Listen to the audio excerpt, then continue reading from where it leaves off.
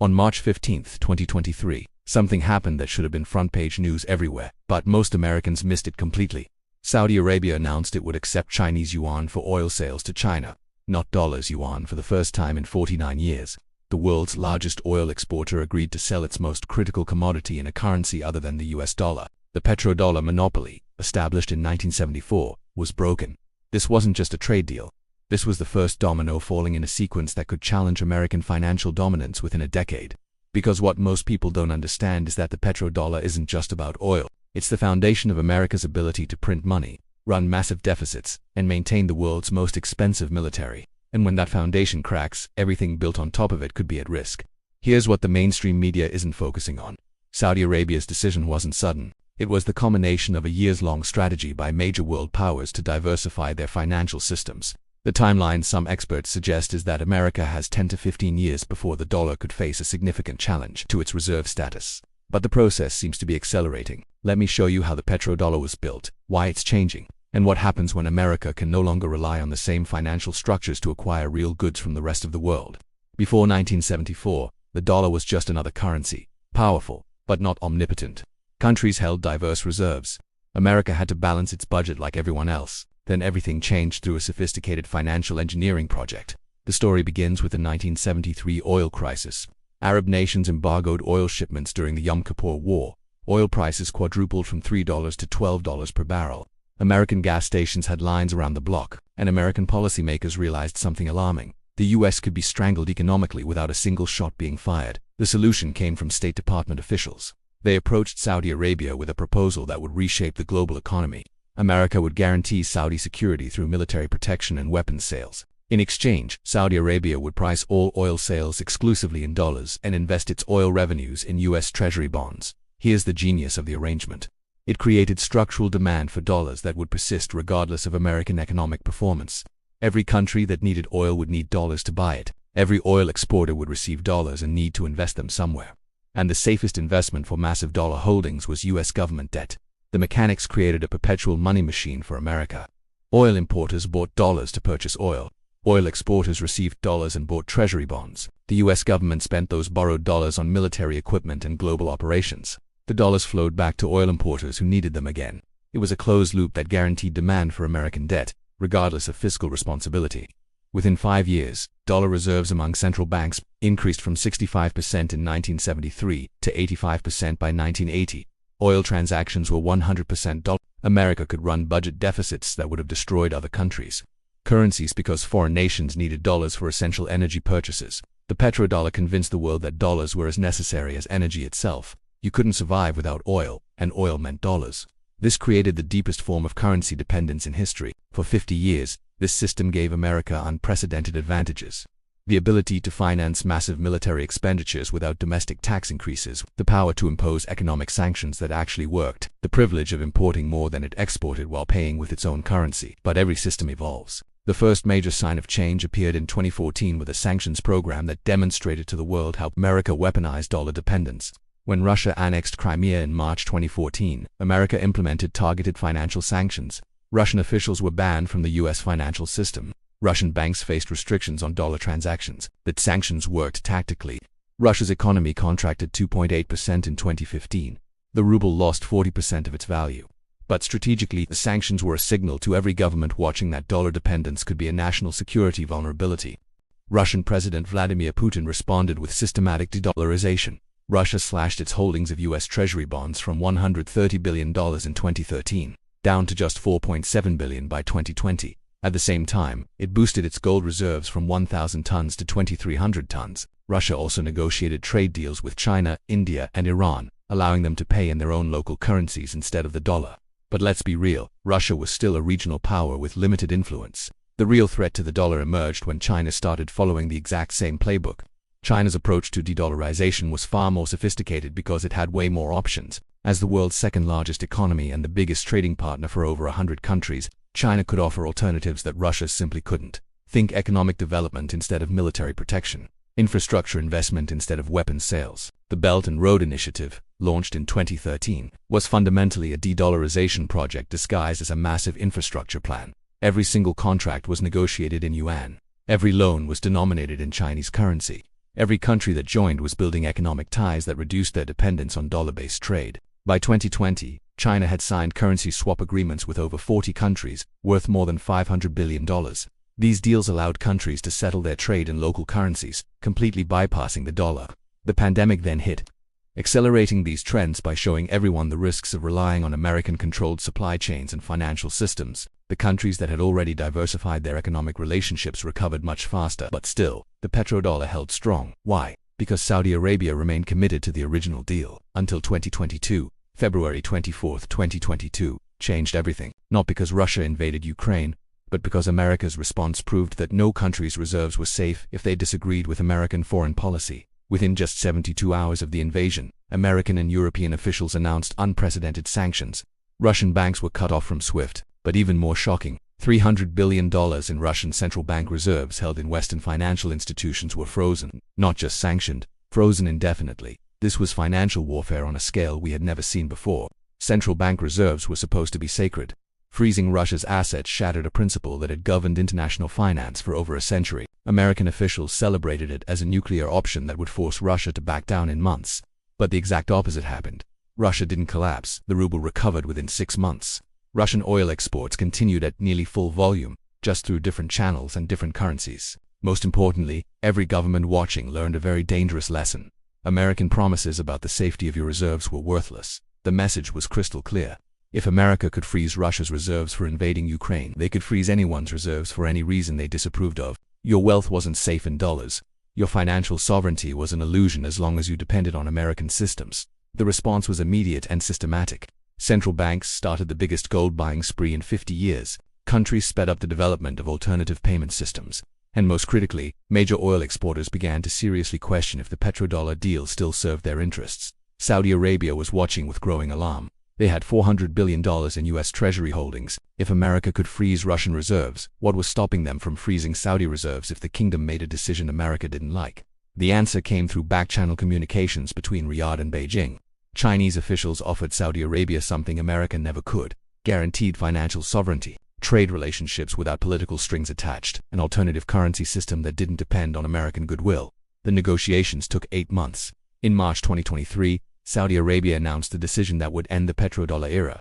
March 15, 2023, will be remembered as the day American financial dominance began its terminal decline. Saudi Arabia's announcement that it would accept yuan for oil sales to China seemed modest at first. Just one trading relationship, but it broke the 49-year monopoly that was the very foundation of American power. This decision wasn't sudden. It was the result of careful planning that began right after Russia's reserves were frozen. Saudi officials saw America weaponize dollar dependence and decided that diversification was essential for their survival. China made the decision easy by offering terms America couldn't match. They guaranteed purchase volumes for Saudi oil, no matter the market conditions. They offered technology transfers for Saudi Arabia's own diversification projects and massive investment commitments for their mega projects. And most importantly, they offered respect for Saudi domestic policies, without any lectures on human rights. The age of the petrodollar was over. But the real incentive was financial sovereignty. Chinese officials guaranteed that yuan payments would never be frozen, reversed, or restricted for political reasons. Trade relationships would remain purely commercial.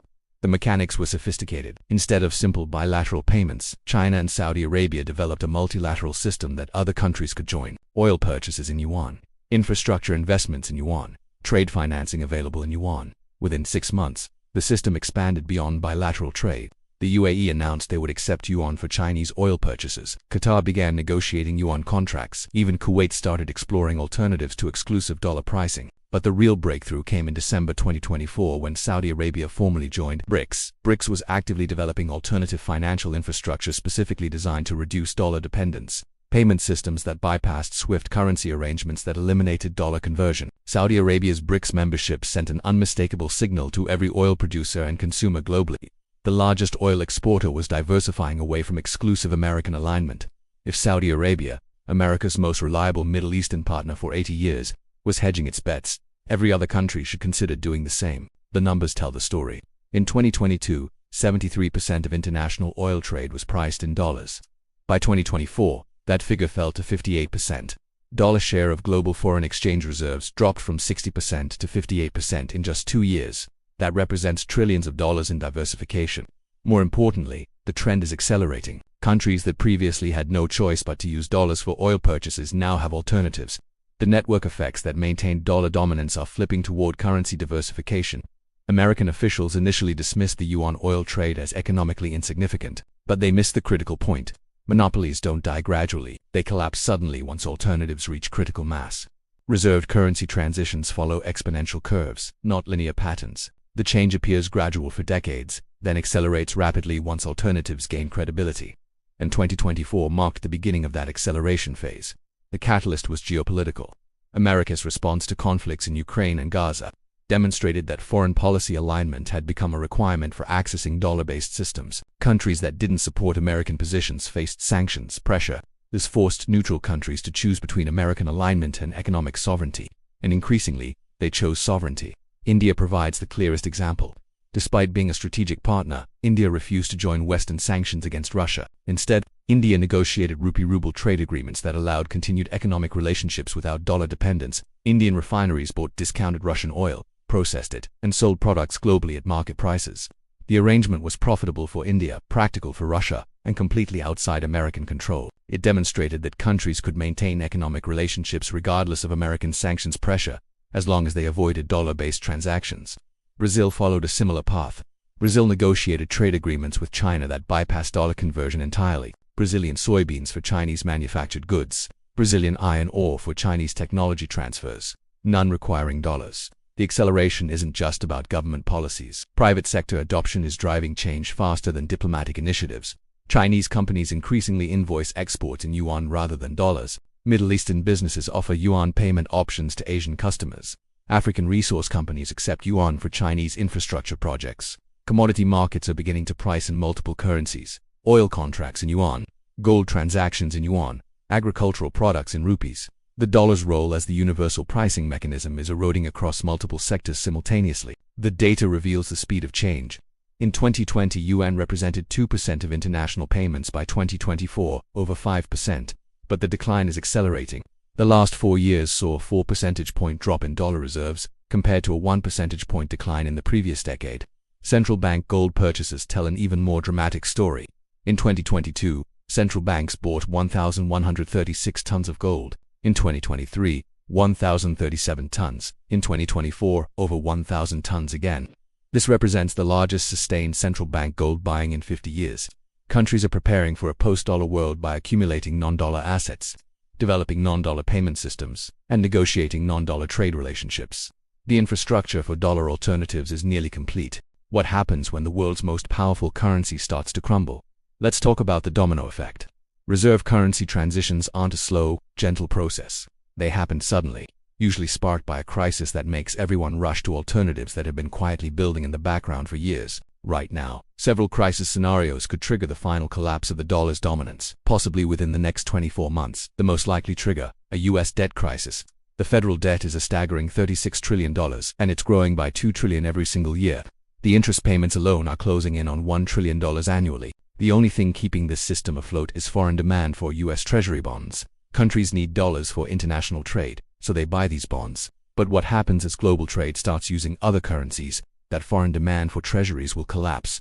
When it does, the Federal Reserve will face an impossible choice. Option 1. Let interest rates skyrocket to attract new private buyers. This would almost certainly crash the economy. Option 2. Print massive amounts of money to buy the government's own bonds. This would trigger runaway inflation and destroy any remaining confidence in the dollar. Either path just speeds up the dollar's decline. High interest rates would make dollar debt crippling for developing nations. Printing money would make every dollar you hold worth less, pushing countries to diversify into assets like gold or the Chinese yuan. But the most dangerous trigger of all could be a loss of confidence among the big oil exporters. Imagine if Saudi Arabia started accepting yuan for its oil from not just China, but from all its major customers. This would signal a complete breakdown of the petrodollar system. The other Gulf states would follow suit almost immediately. The 50-year-old arrangement that created a constant structural demand for dollars would unravel in a matter of months. Once any of these triggers is pulled, the domino effect becomes unstoppable. Countries sitting on huge piles of dollar reserves would race to diversify before their holdings become worthless. International trade would rapidly shift to alternative payment systems like SIPs for yuan, SPFS for rubles, or UPI for rupees. History shows these transitions can be surprisingly fast. The British pound lost its top spot in just a couple of years during World War II. In today's digital age, the shift could be even quicker. By 2027, the global monetary system could be completely transformed, with no single reserve currency, but a collection of regional currencies for different trade blocs. So, in this new world, who wins and who loses? China is positioned to win big. The yuan would become a major reserve currency, giving Chinese companies better access to global commodities. More importantly, it would give China monetary independence from American policy. The BRICS nations would also gain significant leverage in the global economy, allowing them to coordinate their own policies. Commodity-rich countries would finally have the pricing power they haven't seen since the 1970s, able to demand better terms for their resources. And anyone holding gold could see its value soar as it regains its role as a neutral international asset. On the other side, the United States loses the incredible advantages it's had for the last 50 years. The ability to print money to buy real goods from other countries would be gone. The endless stream of foreign buyers for government debt would dry up. The power of economic sanctions would fade. The immediate effects on American living standards could be devastating. The massive trade deficit would become unsustainable. Government spending would face impossible choices between brutal cuts and hyperinflation. Dollar savers, pension funds, and retirement accounts would see their purchasing power collapse. For many, this transition will be a shock, but for much of the world, it could be a liberation, opening the door to a new multipolar world where no single country calls all the shots. Currency blocks are replacing the currency hierarchy. Instead of one global reserve currency, regional currencies are serving different trade relationships. Each bloc is developing independent financial infrastructure. Technology is accelerating this transition. Digital currencies and blockchain settlement systems are reducing the advantages of traditional financial centers. Countries can now process international payments without routing through New York or London. The direction is irreversible, and the infrastructure for dollar alternatives is already operational. The political will for independence from American financial control is widespread. Historically, once reserve currency transitions begin, they accelerate until completion. Saudi Arabia's Yuan deal wasn't just commercial. It was the death certificate for the petrodollar system. The transition to a multipolar monetary world is underway. The American century is ending, not through defeat, but through the natural evolution of global power from concentrated to distributed. The petrodollar was always temporary. Dominance is temporary, but the lessons from losing it are permanent.